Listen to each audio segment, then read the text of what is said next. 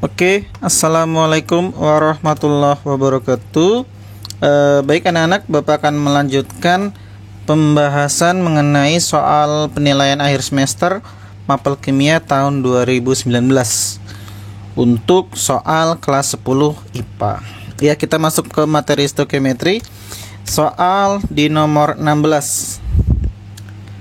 Pasangan rumus kimia dan nama kimia dari senyawa berikut yang tepat adalah, ini kaitannya dengan tata nama kimia. Nah, kalau untuk tata nama kimia itu ada dua cara atau ada dua jenis senyawa. Yang pertama itu adalah tata nama untuk senyawa kovalen. Yang kedua adalah tata nama untuk senyawa ion. Kalau untuk senyawa kovalen penamaannya mudah. Ya, jadi cukup kalian memberikan nama unsur yang pertama. Jadi nama dari unsur yang pertama diikuti dengan nama dari unsur yang kedua, kemudian ditambahkan dengan akhiran ida. Ya, itu untuk senyawa kovalen. Tapi harus ada diperhatikan, untuk senyawa kovalen itu menggunakan awalan mono untuk 1 mono, 2 di, 3 tri, dan seterusnya. Nah, awalan itu untuk menunjukkan jumlah atomnya.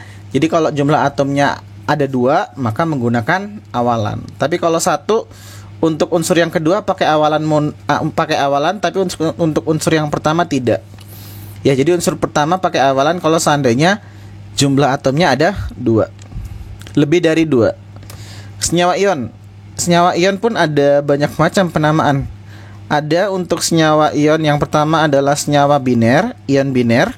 Biner itu artinya terdiri dari 2 atom.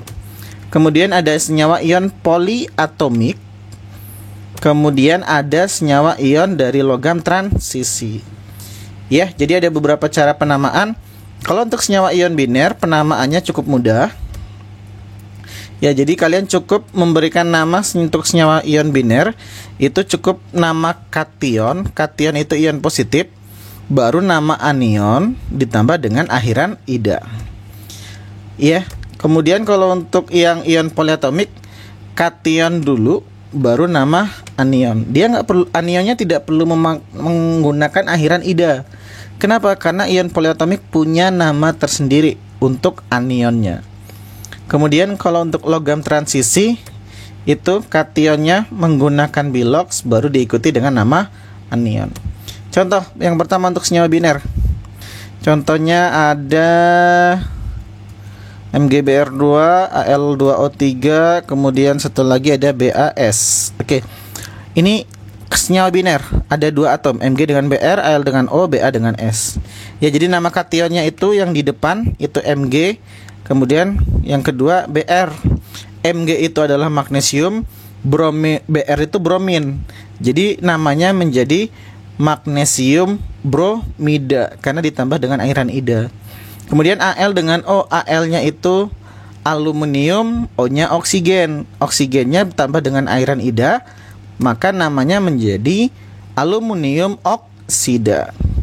Kemudian BAS, logamnya yang depan, barium, S-nya sulfur, maka namanya berubah menjadi barium sulfida. Ya, jadi menggunakan akhiran ida. Kalau untuk yang poliatomik, contohnya ada CaCO3, kemudian ada K2C2O4 dan ada Al2SO4 3 kali. Ya, sebenarnya ada banyak. Nah, kenapa disebut dengan senyawa poliatomik? Kecoret. Karena ini atomnya ada banyak, ada Ca, ada C, ada O, ada K, ada C, ada O, dan seterusnya. Ya. Nah, yang di depan ini adalah kation. Jadi logam kation itu umumnya adalah logam. Ada yang tidak logam dan monoatomik. Ada yang enggak monoatomik, yaitu NH4+. Jadi Ca di golongan 2 kalsium, ini ionnya CO3. Maka namanya adalah KCO3 itu ion karbonat. Maka namanya adalah kalsium karbonat. Yang kedua berikutnya K2C2O4. K-nya itu logamnya, C2O4 itu anionnya. K-nya itu adalah kalium, C2O4 itu adalah kromat. Maka namanya kalium kromat. Kemudian Al2SO4 3 kali. Al-nya aluminium, SO4 sulfat. Jadi namanya aluminium sulfat. Ya, jadi kalau untuk senyawa ion tidak menggunakan awalan, tidak menggunakan awalan di, mono, tri, dan seterusnya. Apa yang membedakan ion dengan kovalen? Itu dari komposisinya. Kalau ion antara logam dengan non-logam, kalau kovalen antara non-logam dengan non-logam. Kalau untuk senyawa ion dari logam transisi, itu contohnya ada banyak. CuO, kemudian ada PbS2, kemudian ada FeOH 3 kali. Ya, jadi ini cari biloxnya dulu. Biloxnya dari siapa? Bilox logamnya atau log kationnya. Oh, di sini biloxnya plus 2, maka Cu-nya juga menjadi plus 2. Maka namanya menjadi kationnya Cu. Cu itu adalah namanya tembaga. Jadi tembaga 2 oksida. Kemudian PbS, S-nya itu biloxnya min 2 kali 2 berarti min 4, maka PB-nya adalah plus 4. Kalau PB-nya plus 4, kita turunkan juga di sini menjadi plus 4. Ya, maka namanya menjadi PB. PB itu timbal, jadi timbal 4 oksida.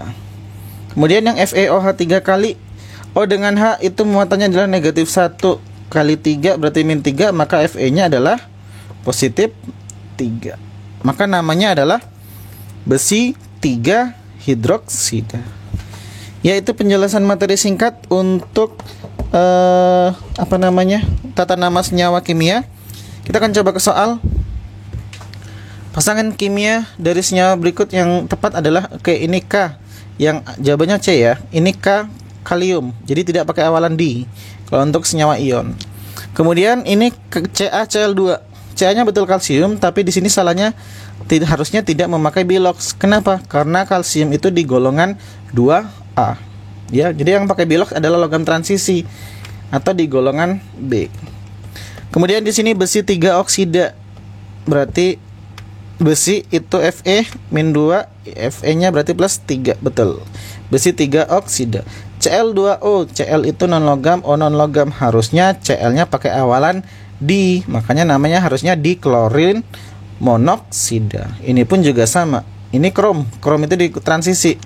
Harusnya pakai bilox. Jadi kromnya adalah krom 3 oksida. Ya, jadi jawabannya adalah yang C. Berikutnya soal nomor 17. Kalium klorat ketika larutan dalam air hidroksida kalium hidroksida bereaksi dengan asam klorat. Rumus kimia kalium klorat adalah ini ada ion ClO. ClO itu hipoklorit. Ini ClO2 klorit. ClO3 klorat. Ini ClO4 perklorat. Maka jawabannya adalah yang D. Ya, mau nggak mau harus dihafalin. Jadi hipoklorit, klorit, klorat, perklorat. Nomor 18, senyawa PbO2 mempunyai nama PbO2. Oh, nggak ada. Ini PB itu golongan logam transisi. Bukan transisi juga sih, tapi dia ada di logam peralihan. Sorry, bukan logam apa namanya? Dia ada di golongan 4A, tapi tetap menggunakan bilangan oksidasi. Jadi oksigennya di sini biloxnya min 2, berarti di sini min 4. Kemudian di sini maka plus 4. Berarti namanya adalah timbal 4 oksida. Jadi jawabannya adalah yang D. Oke, itu tata nama senyawa. Berikutnya rumus kimia senyawa di fosforus. Nah, ini kalau sudah pakai awalan di dan seterusnya, maka otomatis senyawanya adalah senyawa kovalen. Fosfor itu lambangnya P. Kemudian di berarti P-nya ada 2. Oksida itu dari oksigen. Oksigennya ada 5. Maka rumusnya adalah P2O5. Dengan demikian jawabannya adalah yang E. Berikutnya, perhatikan tabel berikut. Berdasarkan di atas hubungan yang tepat ditunjukkan pada nomor. Ini H+, ini ada kation H+ dan seterusnya. Ini rumus molekul, ini namanya benar atau enggak? Ya, kita cross check satu-satu. Mau nggak mau harus di cross check satu-satu. Ini H+ SO4 2-. Muatannya nggak sama. Kalau mau jadi senyawa maka muatannya harus sama. Maka di sini dikalikan dengan 2. Nanti senyawanya adalah H-nya ada 2. Jadi H2SO4. Namanya betul asam suflat, tapi ini molekulnya salah. Na plus NO3 min muatannya udah sama, berarti senyawanya adalah NaNO3. Na itu natrium, NO3 nitrat, maka namanya adalah natrium nitrat. Betul yang nomor 2. Kalsium 2 plus PO4 3 min. Ini plus 2 dengan min 3 nggak sama. Kalau mau kita samain maka kita ini dikalikan dengan 3, nanti jumlahnya plus 6, ini dikalikan dengan 2.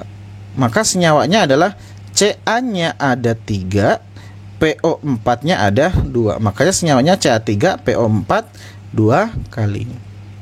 Ca-nya itu kalsium, PO4-nya itu adalah fosfat. Maka namanya kalsium fosfat. Maka namanya adalah kalsium fosfat.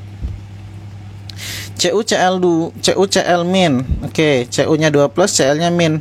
Ini nggak sama muatannya. Ini harus dikalikan dengan 2. Maka nanti senyawanya adalah Cu-nya ada 1, di sini ada 1, Cl-nya ada 2. Jadi CuCl2. Ini Cu di golongan transisi, biloxnya adalah plus 2. Maka namanya tembaga 2 klorida. Berdasarkan data di atas, berarti jawabannya adalah 2 dan 3. Nomor 5 EFES. Oke, min 2 plus 2 benar, tapi di sini besinya harusnya pakai Romawi. Berarti besi 2 sulfida. Kenapa besi 2? Karena bilox Fe-nya ada 2. Oke, itu untuk yang tata nama senyawa kimia.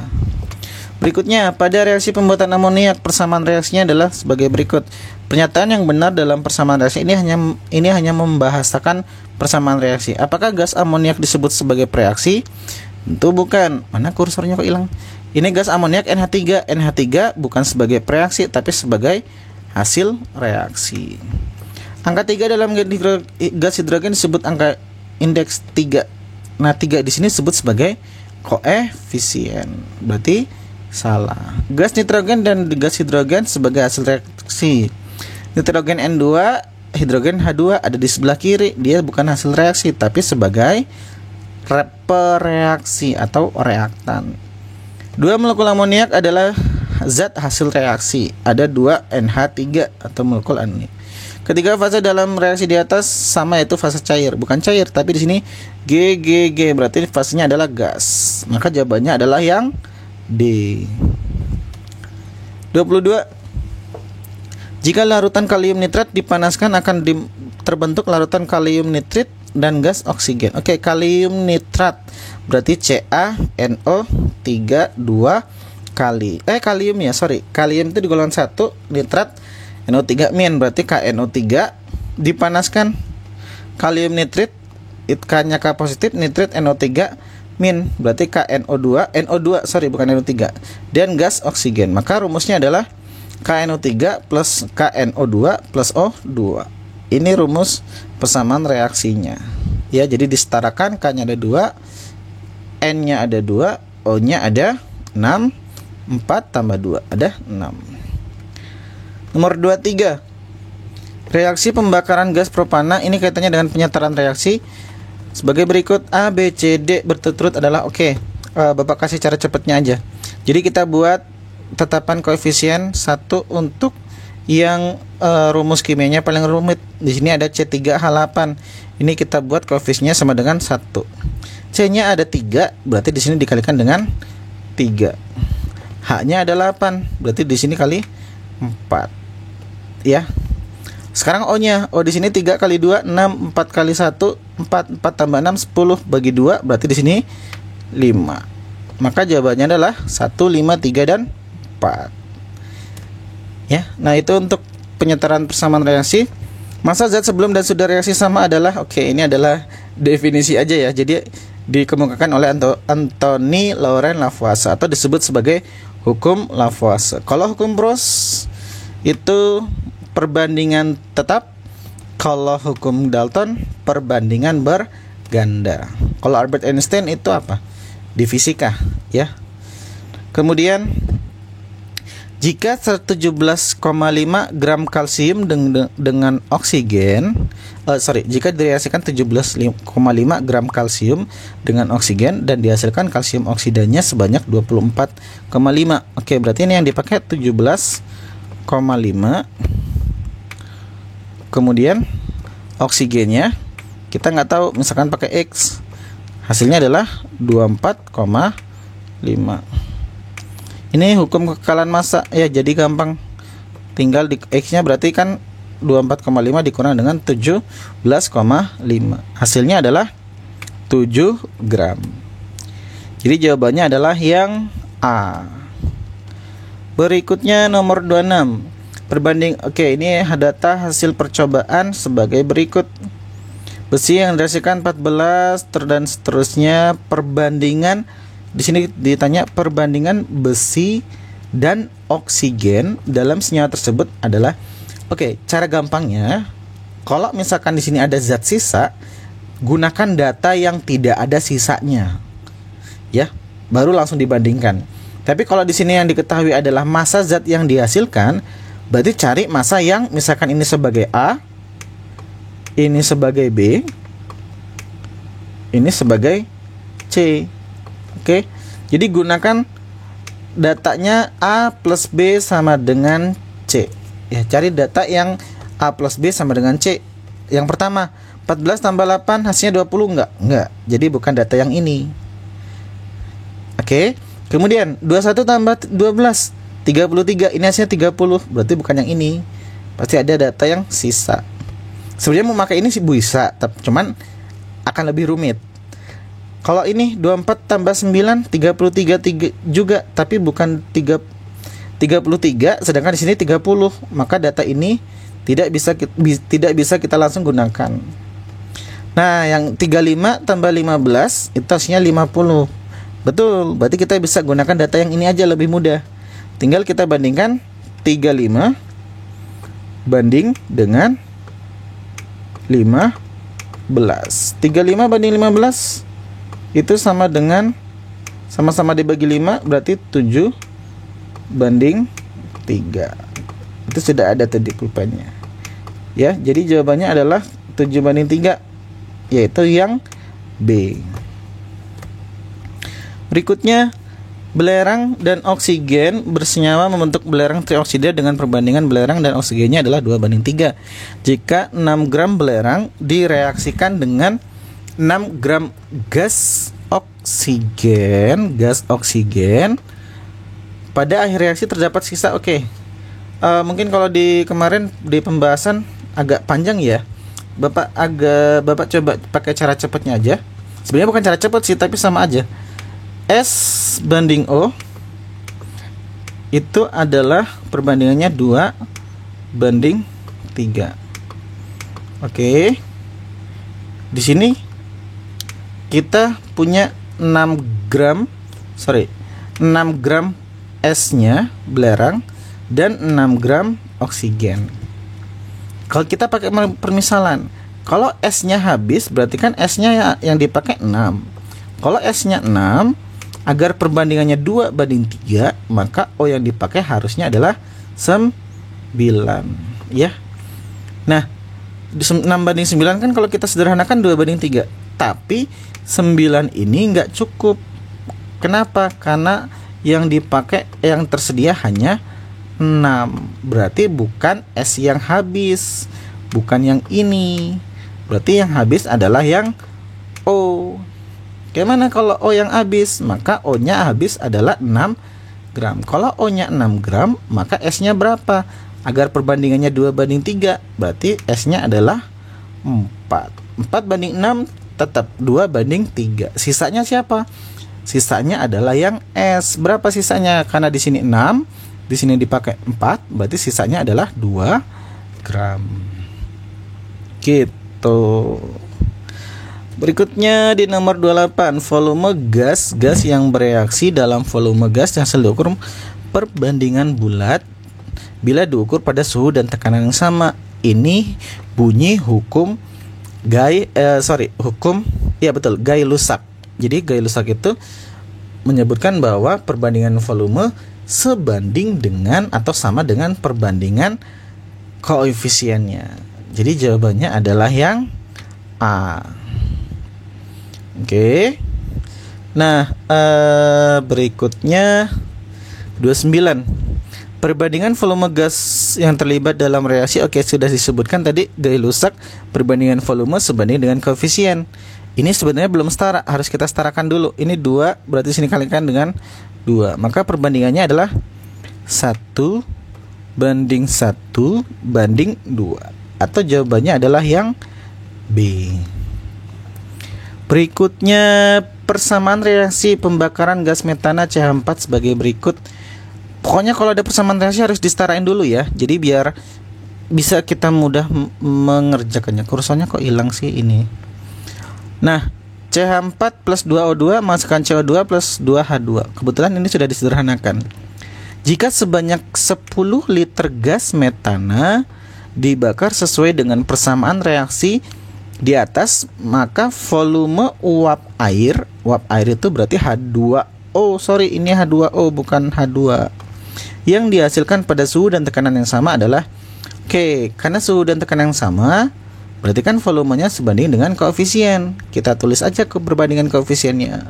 1 banding 2, jelek betul, banding 1 banding 2. Ya, ini metana, oksigen, karbon dioksida, dan uap air. Metananya 10 liter. 10. Berarti di sini berapa? Agar H2O-nya berarti kan 1 banding 2 tuh. Maka di sini jumlahnya adalah 20. Maka jawabannya adalah 20 liter. Oke, kita lanjutkan di soal nomor 32. Isotop bromin mempunyai 2 isotop, yaitu Br79 yang kelimpahannya sebanyak 51% dan Br81 yang kelimpahannya 49%. Massa atom relatif atau AR unsur bromin. Oke, ini kelimpahan unsur, rumusnya masih ada. Ya, ini juga Bapak ambil dari file video kemarin. Massa rata-rata atom X sama dengan sigma atau jumlah kelimpahan isotop atau persentase dikali dengan massa isotopnya. Kalau ada 2 isotop, maka massa rata-ratanya atau AR-nya persen kali massa isotop yang pertama tambah persen kali massa isotop yang kedua. Ya, karena yang ditanya adalah air bromin, maka kecoret. Berarti AR BR sama dengan persentase isotop yang pertama. Itu kan persennya 51%. Kalau dibuat desimal berarti 0,51. 0,51 ini dibuat desimal aja langsung biar bisa kita cari, dikali dengan BR79 nya berarti ya 79 tambah dengan isotop yang kedua. Isotop kedua BR81 kelimpahannya 49 berarti 0,49 dikali dengan BR yang kedua masanya 81 kali 81. Ya, jadi jawabannya adalah AR-nya sama dengan, kalau kita hitung itu hasilnya sama dengan 79,98.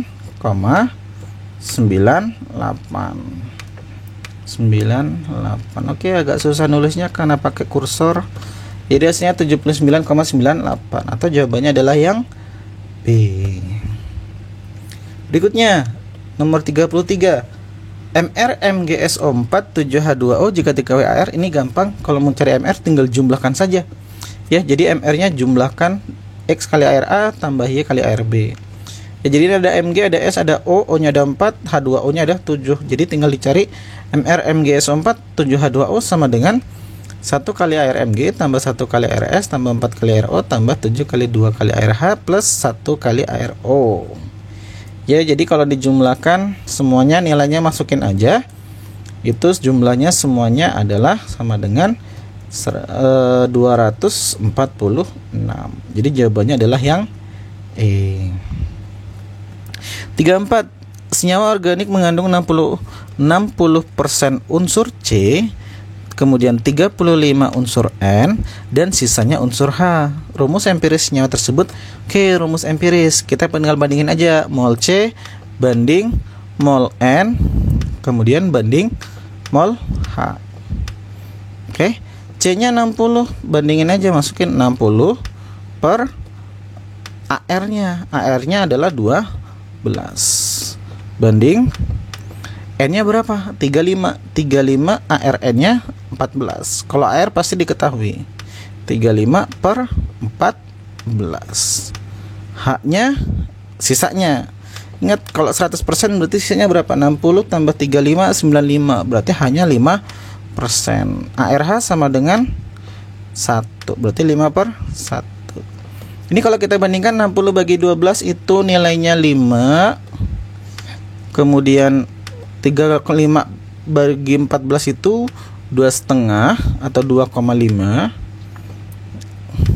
Kemudian kalau untuk ini 5 bagi 1 ya sama dengan 5. Ya, ini kalau kita sederhanakan ini 2 banding 1 banding 2. 2 1 2 kayak Wiro Sableng ya.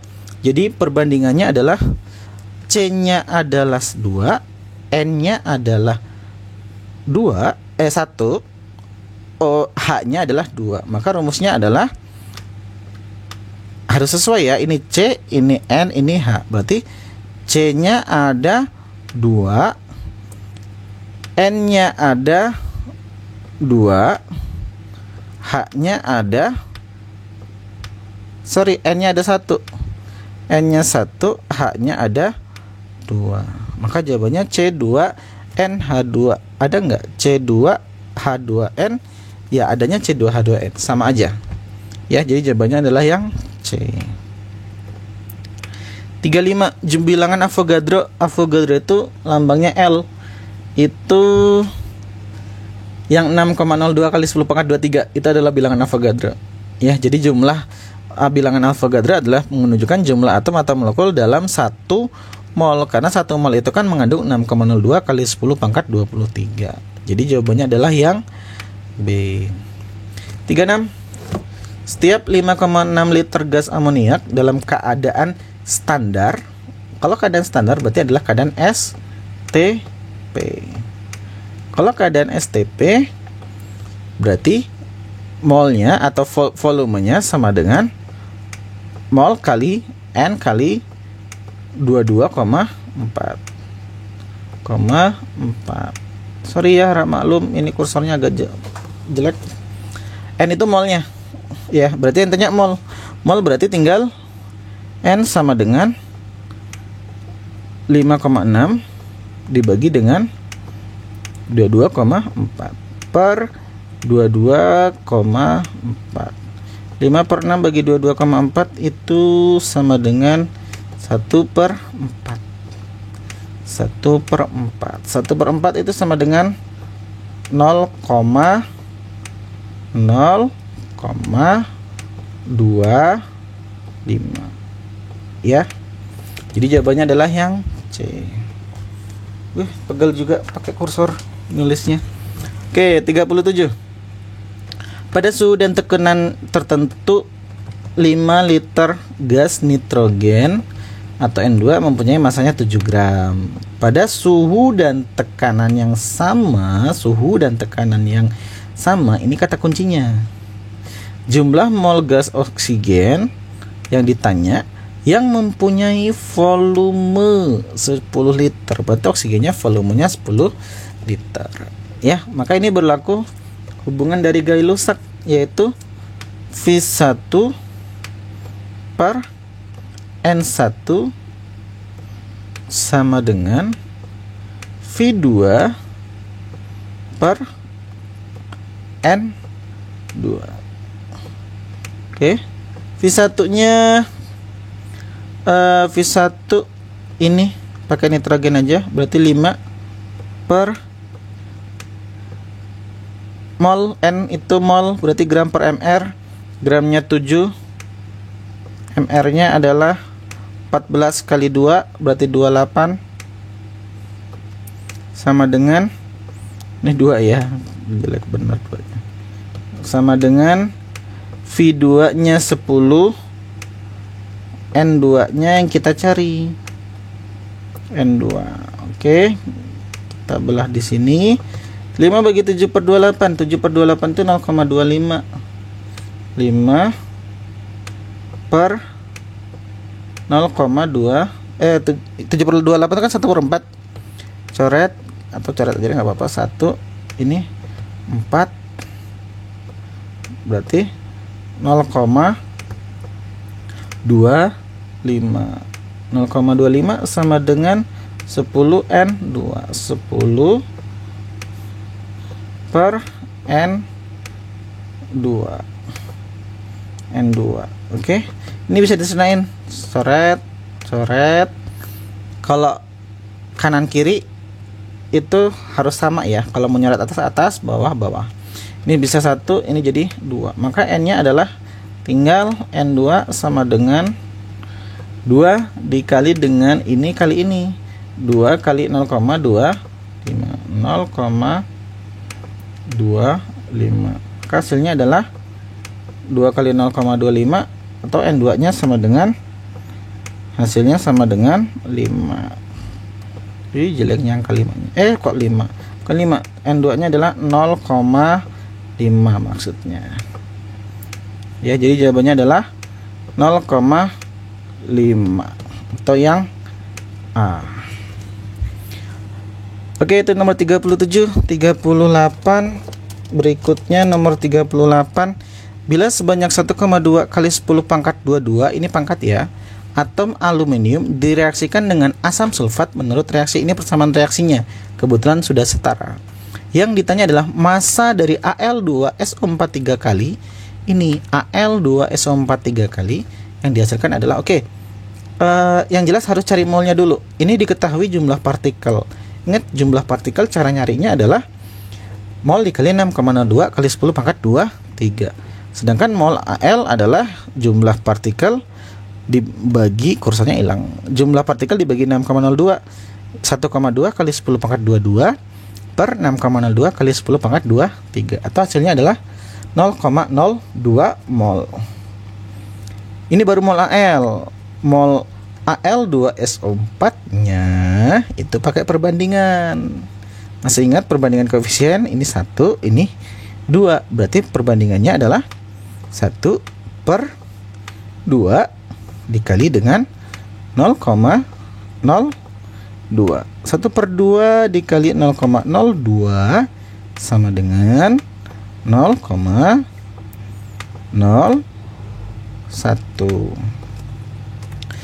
Ini baru mol Al2SO4. Nah, mol itu adalah gram per mr. Berarti gramnya mol dikali dengan mr. Molnya adalah, gramnya sama dengan mol dikali dengan mr. Molnya adalah 0,01, mr-nya 342. Jadi Al2SO4 ini mr-nya 342 atau gramnya adalah 3,42. Jadi jawabannya adalah yang B, bukan yang E. Gitu. 39.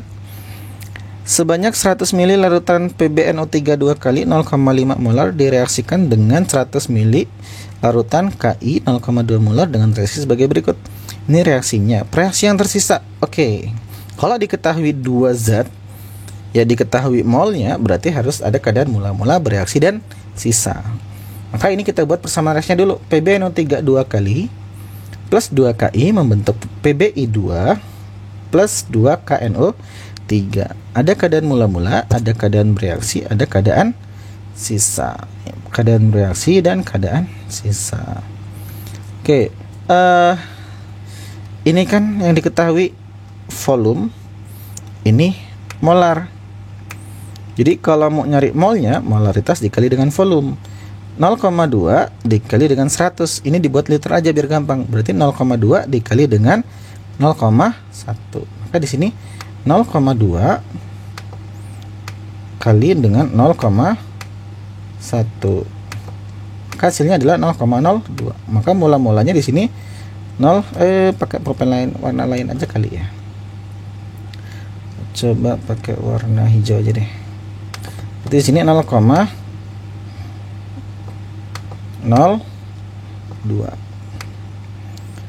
Ya, Ki-nya sama 100 ml dikali dengan 0,2 berarti di sini 0,2, volumenya dibuat liter. 0,2 kali dengan 0,1. 0,2 kali 0,1 juga 0,02. 0,02. Nah, kira-kira siapa yang habis bereaksi? Yang habis bereaksi adalah yang perbandingan mol dengan koefisiennya itu lebih sedikit. 0,02 banding 1 0,02. 0,02 bagi 2 berarti 0,01. Maka ini habis bereaksi. Kalau di sini habis bereaksi, maka yang berkurang adalah 0,02. Maka di sini yang bereaksi berapa? Yang bereaksi adalah 1/2 kali 0,02. 1/2 kali dengan 0,02. 1/2 kali 0,02 ya sama dengan 0,0, gede banget, 0,01. Maka sisanya berapa? Sisanya adalah 0,01. Tinggal dikurangin aja. 0,02 dikurangi 0,01. Ya berarti sisanya adalah 0,01 dari senyawa PbNO3. Maka jawabannya adalah yang A. Oke, soal terakhir. Sebanyak 14,3 gram hidrat natrium, berarti ini senyawa hidrat karbonat dipanaskan terbentuk 5,3 gram padatan anhidratnya. Reaksi pemanasan hidrat sebagai berikut. Maka nilai X dalam natrium karbonat hidratnya adalah, kita buat reaksi hidratnya dulu. Na2CO3 plus XH2O menjadi Na2CO3 plus XH2O. Ini anhidratnya. Massa hidratnya itu 14,3, anhidratnya 5,9. Berarti di sini sisanya berapa? Ya tinggal dikurangin aja, maka sisanya adalah 9 gram. Oke, cara menentukan rumus hidrat itu dibandingkan saja mol Na2CO3 dibanding dengan mol dari H2O. Ya, Na2CO3-nya 5,3 gram. Mol, ingat gram per mr, itu mol, ya. Berarti 5,3 per 106 mr dari Na2CO3 banding 9 per 18. 5,3 banding 106 itu 0,05 banding 9 per 18 itu 0,5. Maka hasilnya adalah kalau kita sederhanakan ini jadi 1 banding 10. Maka 10 ini adalah jumlah H2O-nya atau jumlah X yang terikat. Jadi rumus senyawa hidrat tersebut adalah Na2CO3 10H2O. Jawabannya adalah yang A.